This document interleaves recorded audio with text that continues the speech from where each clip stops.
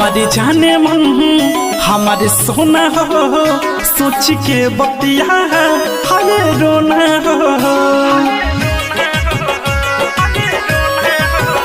हमारे जाने मन हमारे सोना हो सोच के बतिया हरे रोना हो। हम नहीं जननी करबे जिंदगी बेकार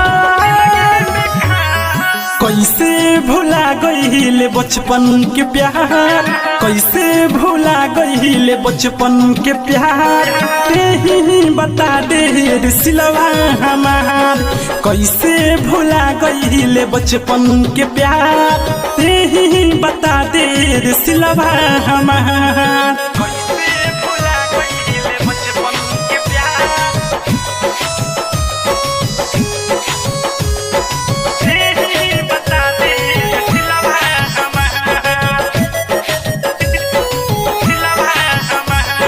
जान से भी ज्यादा तुझसे प्यार कोई नहीं जान तुहरा दिल अपन हार गईनी।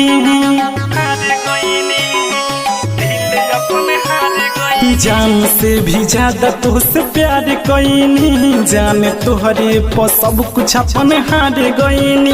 हमके मालूम ना रहे ते करबे जिंदगी बेकार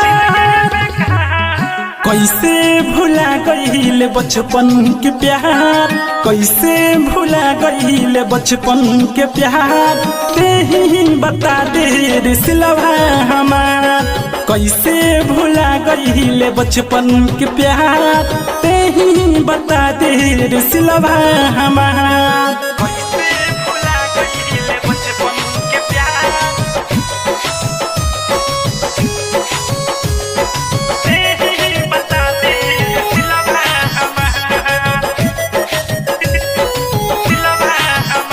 बिंदास विकास से तू तरानी चल गईलू दूर जनतानी सदाम से छक्कर भा जरूर।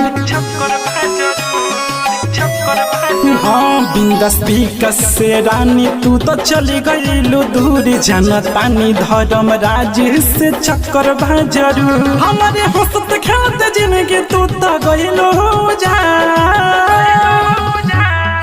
कैसे भुला गईलू बचपन के प्यार कैसे भुला गईलू बचपन के प्यार तेही बता दे सिलवा हमार कैसे भुला गईले बचपन के प्यार तेही बता दे सिलवा हमार।